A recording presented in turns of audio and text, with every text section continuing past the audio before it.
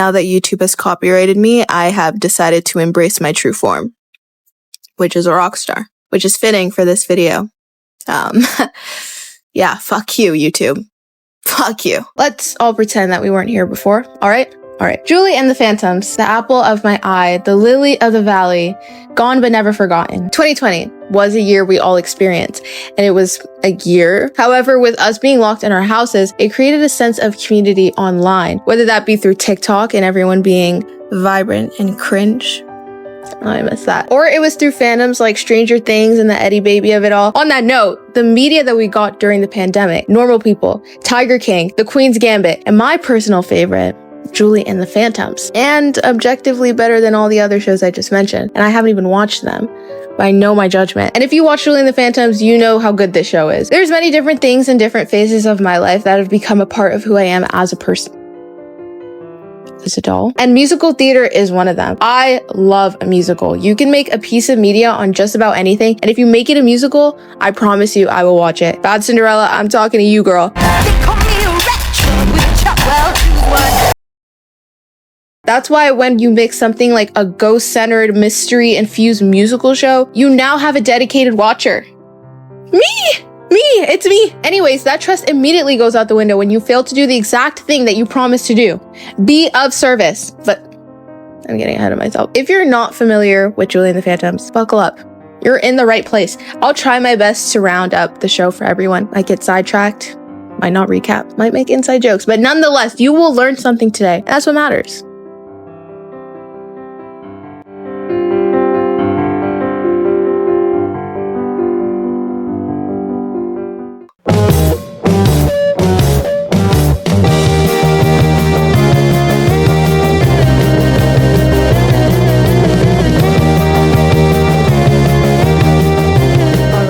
There are a couple characters in the show, and I'm going to try my very best not to let my biases get a hold of me. Not that I'm a biased person, but follow along. Julie Molina. Julie is our 15-year-old lead singer of the band, composed of Luke, Alex, Reggie, and herself. Julie. How do I describe? Okay. Julie is 15, so I feel dramatic is a fitting word. She's an incredible singer, and she is incredibly beautiful. Julie's mother is no longer with us, and throughout the season, we get to see Julie's process in grieving her mother. Julie's mom was a musician, and Julie inherited that gift, but stopped playing after her mom passed. Julie is the glue of the whole show, and I don't mean that in the way that she's literally the protagonist, but a lot of what happens in the show could not happen without her, so she's very important. And Julie is a human. She's living. Luke is my favorite character by far. I don't know who wrote him, but I'm gonna need 30 more of these. Thank you very much. Amen. He has the best energy. He has the charisma, uniqueness, and talent, because that man can sing, play the guitar, and he has the stage presence of a pop star well into their career. He's captivating. Truly. Luke is our second lead vocal, and he plays the electric guitar in the band. He is incredibly talented, and much like Julie, very important. Luke is the glue of the band, in a sense that when they are facing doubt or fear, he's the first person to pick everyone back up. But besides that, Luke is such an interesting character, and he has a whole arc, and I can't get into it right now, but give me a moment and I will. Also, he's a ghost in this story. That's his status. Alex is the drummer of the band. Alex is the only word that comes to mind is like worried. He seems quite anxious all the time, and he always looks like he's about to cry. I mean, it's very justifiable once you find out what they all had to go through, but for the time being, I would call Alex the softie of the group. He's sensitive, but also naive and awkward at times, but throughout the show, we witness a breakthrough in his confidence due to a certain someone. But let me not say too much. And his status is a ghost. Reggie is the bassist guy and occasional oh yeah in the group. Like, he's a guy from American Idol that was like, come on, shake your body, come on. You know what I'm talking about? Reggie is aloof and comedic relief on the show. He also has his own complexities here and there, but that's all later revealed. So those are our main 4 characters of the show, and they're all in a band with one another. Now we're moving on to the side characters. Flynn is Julie's best friend. Flynn is the more confrontational of the two, and by confrontational, I mean that she challenges Julie to face her obstacles, like for example, playing music again after her mother passed away. So on that front, she's a great friend and a positive influence. However, Flynn suffers from a FOMO problem where she feels excluded very often regarding Julie spending more time with her band, which makes sense. Anyone would be upset, but it was a little much. Overall, Flynn is Julie's circumstantial ride or die, which might be appealing to some, but y'all stay safe. Willie is another important character in the show. Willie forms a friendship wink wink, with Alex, and he's kind of the catalyst of the climax of the story. Again, you'll see later, but all you need to know about Willie is that he skateboards and he has a really radiant smile. Caleb is our villain of the show. He's a magician who works at a nightclub. His whole thing is that he's super flashy and performative, but in a good way, not bad way. This is so specific, but he reminds me of that one gambling ad where the guy throws the dominoes or whatever on the table and he's like, I'm here to sell you something. He reminds me of that, and I wish I could find it, but whatever. Caleb is manipulative and conniving, and I love a mustache twirling villain. I really, really do. He gets super involved in Luke and Alex and Reggie's lives, or lack thereof, but he too is a ghost. Some tertiary characters include Carrie is our main girl of the story. Her and Julie were super close as kids, but eventually grew apart, and now they hate each other. Carrie has her own music group called Dirty Candy, and every performance was necessary. I don't care. I really think Dirty Candy is one of the highlights of the show, and although it significantly speaks literally nothing to the plot, I'm of the belief that every show should be a musical, and I will fight for this. So Carrie did her part and I liked it. Nick is Julie's love interest in the show. He's super dull. I don't think literally anybody's rooting for Nick. Also, he's dating Carrie, so conflict. And finally, Julie's dad plays Julie's dad in the show. Yeah, now that I've introduced all of the characters, it is time that we dive into the Julie and the Phantoms world, which if you've never watched this before, like, I'm getting excited for you because I love this show and I just can't. Sorry. It is time that we recap Julie and the Phantoms. Buckle in and take notes. Yeah.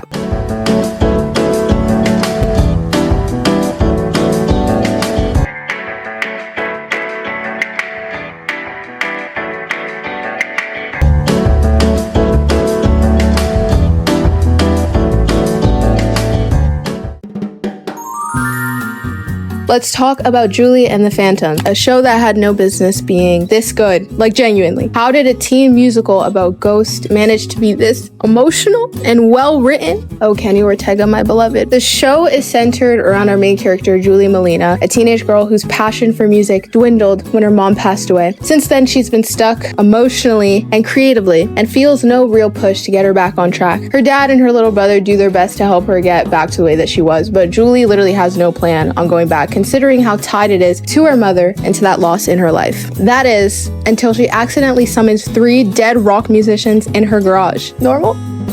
Turns out her mom's old studio used to belong to a Sunset Curve, a rock band that died tragically the night of their big break. Luke, Alex, and Reggie, 3 boys with big dreams and 0 awareness, no shade. Well, actually 4 boys. This stems all the way back to 1995. The band actually was composed of Luke, Alex, Reggie, and Bobby. And you're probably thinking, now, who the hell is Bobby? And the answer is, you don't really have to know. The only thing you need to know about Bobby is that he outlived his band members. He did that by not following them when they suggested after the rehearsal they should go grab something to eat. The 3 of them, Luke, Alex, and Reggie, all stopped by a hot dog vendor for some hot dogs. Unfortunately, this hot dog vendor was selling hot dogs out of his car, and considering mustard and carcinogens don't mix well, you see, there's a disruption of the endocrine system and such. Anyways, if you didn't put 2 and 2 together, the hot dogs killed all 3 of them, leaving Bobby still alive. And anyways, the real question is, who the hell is Trevor Wilson?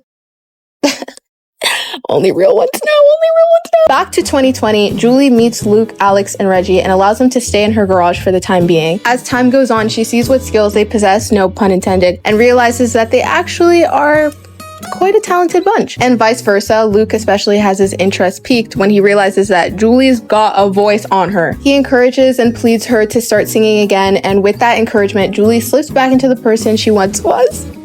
Thus, Julie and the Phantoms is born. As the show goes on, you see Julie and the band actually start to change with each other. Julie helps them rediscover what they loved about music, and they help her believe in herself again. She starts performing at school, writing new songs, and slowly breaking out of that grief-induced shell. And when they hit that stage together, oh, it's a shutdown. Now, obviously, no good story is complete without some drama. For one, there's Bobby, the 4th member of Sunset Curve who didn't die because he skipped out on the hot dogs. Fast forward 25 years, and he's now Trevor Wilson, a famous musician living off of their songs, their dead songs that the band wrote before they perished, which It's diabolical. Alex meets another ghost named Willie, a skater boy who shows him the ropes of being dead. Their chemistry is so sweet and genuine. However, dun dun dun, through Willie, the band learns about a ghost named Caleb, this flashy, soul-hoarding ghost who runs the Hollywood Ghost Club. For context, the Hollywood Ghost Club is a club where ghosts can perform and enjoy drinks and food at their leisure all night. Caleb, the host of this club, basically collects lost souls and binds them to his forever club. And when the guys refuse to join, he curses them, which adds this supernatural ticking clock to the plot. The boys now have a purple infused curse on the wrist, and it gives them heart palpitations at random times. The only way to break this curse is through completing their unfinished business. And as we know, the band died the night of their most important career milestone, playing the Orpheum. All the while, Julie's growing closer to the boys.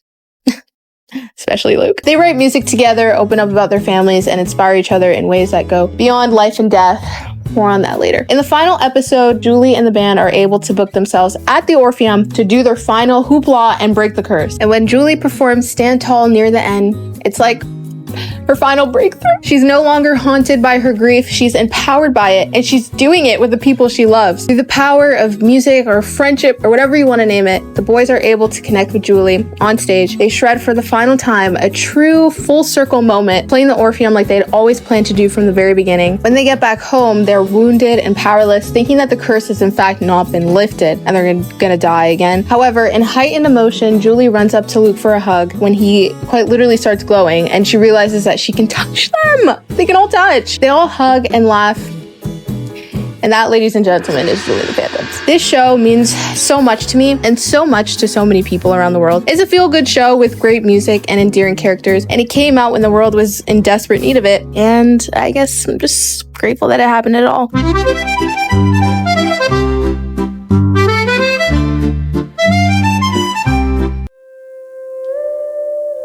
Dearly beloved, we gather here to say our goodbyes.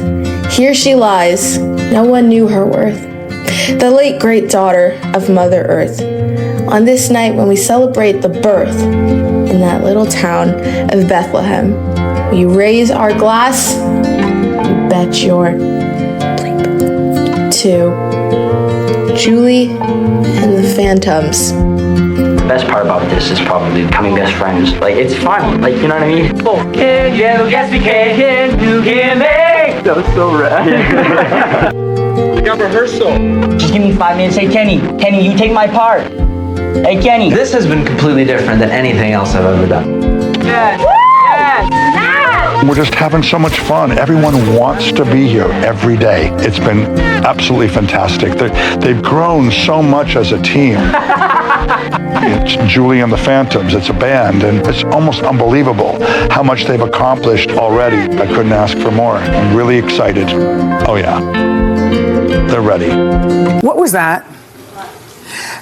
Okay. December 18th, 2021, Netflix announced that they are not renewing Julie and the Phantoms for a second season. Truthfully, I was livid, but I was not surprised. Netflix at this point is notorious for canceling some of their best shows they've ever made, but they leave so much room for terrible shows literally nobody wants. It has been 5 years since they canceled this show, and I still mourn every day. Sure, the age demographic was literally for children, but I believe that this show transcends that. The music was good. The characters were good. The dynamics were cherished. The set was so collaborative that Madison and Charlie felt willing enough to write a song together to strengthen their characters' relationship in the show. And not to cherry pick, but there's nothing worse than finishing a show that you really liked, and then you watch cast interviews to get more content from them, and then literally nobody's funny and everybody hates each other. Julie and the Phantoms had the opposite impression. They had so much cast chemistry and still today are very close. I don't know how to spell for the life of me. Drum. Oh.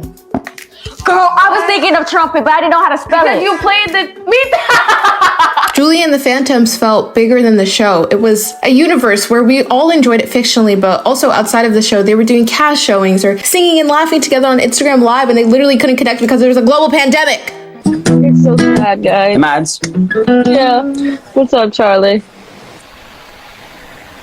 Hey. I miss you. What? I said don't bring it up in the chat because now I'm gonna cry. Guys, you don't understand. So much has gone down. I was like ready for the boy. We were supposed to have my birthday in LA, And I wanted an exclusive performance from Sunset Curve to perform Now or Never, and I never got to get that. I know. One day. Sad. One day you'll get it. Hopefully. You'll be the only seat in the room. We'll make sure we do it just for you. Just like the old days when it was just the four of us. We had fun, eh? We had a lot of fun doing our rehearsals. Yeah, we did. Oh my God. This show, till this day, gets so much praise. And I mean, look at me. I'm making a whole video about it. This is a residual experience. All they had to do was renew this show for a second season, and they didn't. So I'd like to invite you to a 30-second Netflix shaming event. Shame. Shame. Shame. Shame. All right, I'm over it. Not to mention, these were new faces at the time. Netflix was taking a chance on young, promising actors with potential, and they did that. I love every single person on this show, and we as an audience have been privileged enough to learn more about these actors and their personalities because they're so interactive online. Maddie, Maddie, Maddie, Maddie, Maddie, Maddie, Maddie, Maddie, Maddie. Hey guys! Hey guys! Queen has. Hi, boy! We will never get another Julie and the Phantoms. You know what? I think that's really evil. I think that's distasteful, irredeemable, non-consensual. I hate you. I hate you, Netflix. I hate you. I hate you. I hate you. If I were to ask you what the plot of Julie and the Phantom was after listening to me ramble on about it for a damn near hour, you would probably say something like, well, you know, it's about a ghost band and their necromantic relationship with 15-year-old Julie. Then I give you a gold star on your wrist. However, the real answer to this question is Julie and Luke.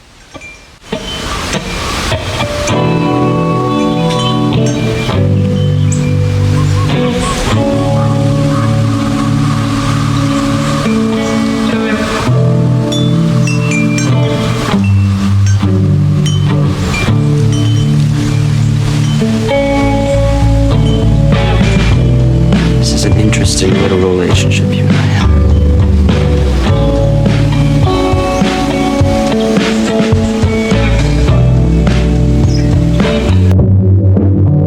Okay. I'm a sucker for the romantic plot in every piece of media, unless you do it wrong, then I'm completely detached. Julie and the Phantoms couldn't get it more right. The dynamic between Julie and Luke is fascinating to me. I mean, for one, and for obvious, there is a vital and fatal interrelationship. Julie is alive and Luke is not, which already raises the stakes of their relationship. They acknowledge this many times within the show and throw humor at it, but it is actually a barrier. They can't touch each other because he's a ghost, but he's still a sentient being. If anything, Julie and Luke not being able to touch each other makes their relationship even better. They're able to form an actual connection outside of physical intimacy, which is an epidemic in today's shows right now. Even with them being from completely different generations, Julie and Luke were still able to connect on things like loss and their love for music. Take Unsaid Emily, the episode, as an example. Julie giving Luke's parents that song was healing for all four of them, but Julie and Luke both understand what it's like to have someone that they miss and they want to reach out to. And how did they do it?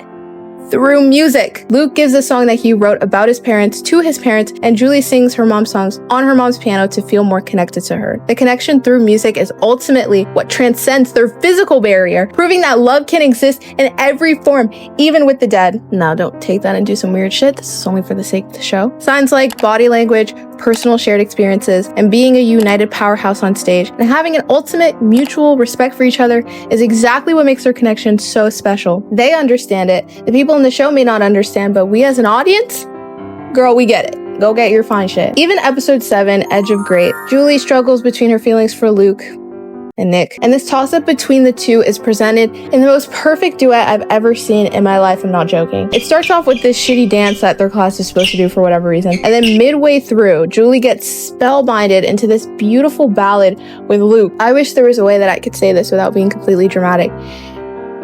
but this is the most beautiful thing I've ever seen in my life. I don't think I've seen a show get it more right than Julie and the Phantoms when it comes to creating chemistry between two characters. Additionally, the two actors in this scene, Madison and Charlie, actually co-wrote this song together, which makes this that much better. And I need you to understand something. Madison Reyes, who plays Julie, and Charlie Gillespie, who plays Luke, actually had a hefty age gap while filming this, and the directors took that into consideration, obviously to make sure that Julie and Luke don't cross any lines that would make Madison or Charlie feel uncomfortable since she was still a minor. They don't kiss or anything in the show, whatever. I'm sorry to spoil it. But my point is that even without including physical intimacy or anything of the sort, Julie and Luke still possessed a strong connection with a good buildup and palpable chemistry. That is so impressive, and I have yet to see a relationship do that in literally anything made in the past 5 years. Their relationship is so important to me, and the chemistry is palpable through the screen. Every performance where Luke and Julie were testing out their connection had me kicking my feet.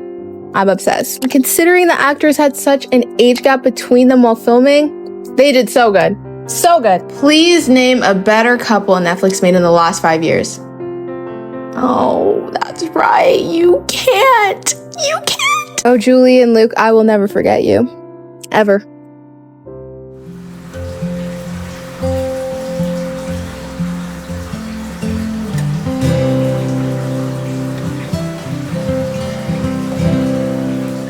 Let's talk about my favorite character on the show, Luke Patterson. Like I said, Luke and Julie bonded over music, but also their journey and grief. While Julie lost her mom, Luke lost his life. And with everything happening so suddenly and unexpectedly, he also lost the people around him without getting the proper closure. His story isn't just about being a ghost in a band. It's about what happens when someone's passion and purpose gets cut short. There's this bittersweet undertone to everything that he does, because even though he's upbeat and positive and optimistic about his future, you could tell that he's carrying a lot of guilt and sadness underneath all of it. My favorite episode, Unsaid Emily, dives into a Luke-centered plotline. We get to see his life and his story of how things were before he ate that fatal hot dog. This actually all unfolds when Julie gives his parents a song that he wrote dedicated to them. It's a simple act, but it changes everything. It gives Luke a voice again, not just in the literal sense of performing, but in being heard by the people who loved him most. In this episode, we get a flashback of the night where he ran away from home because his parents were not supportive of his rock star dreams, through lyrics like, "If I could take us back, if I could just do that," and write in every empty space the words, "I love you," and replace the "maybe time would not erase me."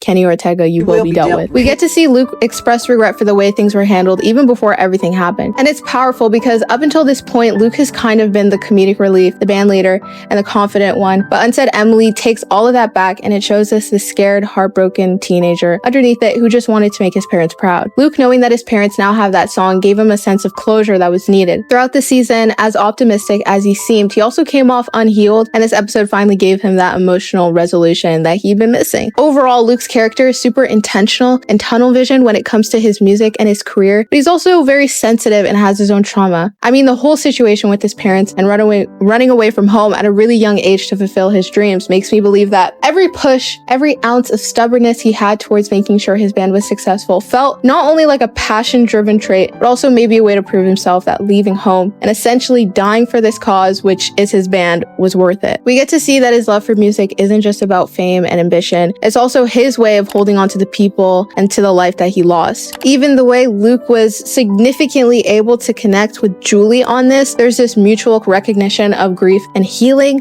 Like they both found someone who speaks the same emotional language.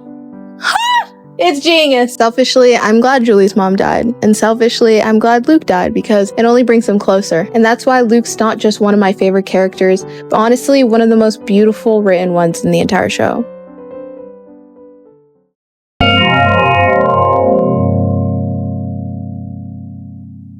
Even though the entire show technically got hot dogged, here are some of the plot lines that I'm extra upset we will never know the ending to. Number 1. Bobby. In the final episode, Bobby attends the band's final performance at the Orpheum after discovering that they're still alive. Well, they're not alive, but the world can see them, and to Bobby's recollection, they all died in 1995. Bobby is a villain for stealing their dead songs. But hello, I want to know how he feels about Luke, Alex, and Reggie still being alive, especially since he was acting scary all season. Like, no, you stole their music. Stand on it, Bobby. Also, with Carrie and Julie being at odds and Bobby being connected to the band, I feel like it could have called for a friendship rekindling. Maybe even a Dirty Candy x Julie and the Phantoms collab.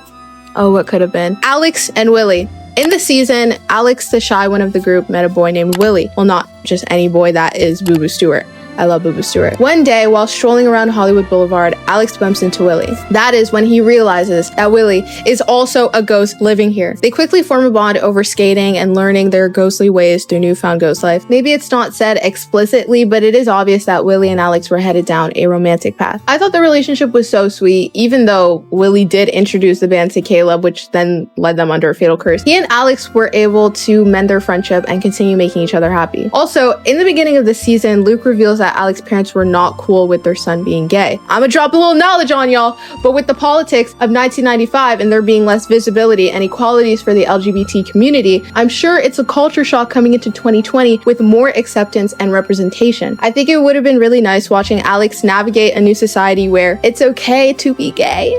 It's actually great. And last but not least, the transcendental cliffhanger. In the finale, after the band play the Orpheum, their unfinished business, they all go back to the garage where they find that the curse has been lifted. In the end, they hug and kiss and bow or whatever. What does this mean? What does this mean? Are they humans? Are they still 17 years old? Can they communicate with other characters? Does this mean that they have to go to school? Can they still live in Julie's garage? To think of a second season where Luke, Alex, and Reggie are humans living amongst humans actually pains me because the potential that holds.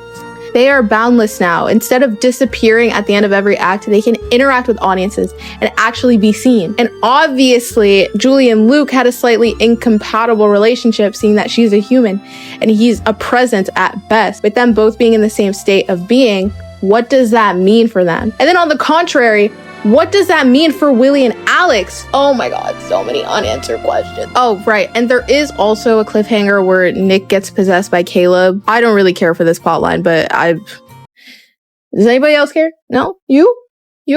Right. Nobody cares.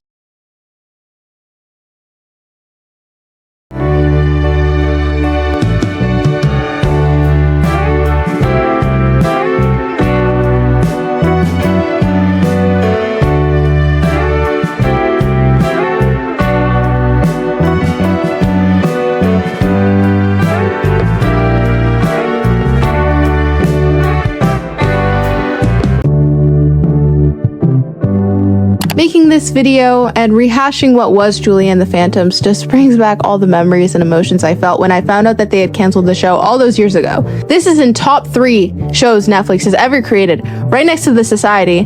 No, I haven't let that one go either. Here is my plea. I am willing, honorably and humbly willing, to trade in Wednesday for Julie and the Phantoms. No? On a lighter note, it is nice to see that the cast is still very close to each other and clearly formed a lifelong bond from this, as we did. An audience, very parasocially, to them. Long live Julie and the Phantoms. Anyways, to those watching, I hope you learned a little something from this. I hope you have a great day. Now, I hope you find $20 on the floor on your walk today. May your pillow be cold and your Spotify be premium. Amen. In hopes of it too, we've all started like composing songs for season 2 that we're hoping that Netflix is gonna pick up and put in as well. You know, we have like a chunk of them already, and so like we're doing this whole thing that's getting ready for it. But we just In case it happens. Netflix is playing with our emotions, so we'll basically Ours too. Yes. Our livelihood. They're playing with our livelihood, Shelly.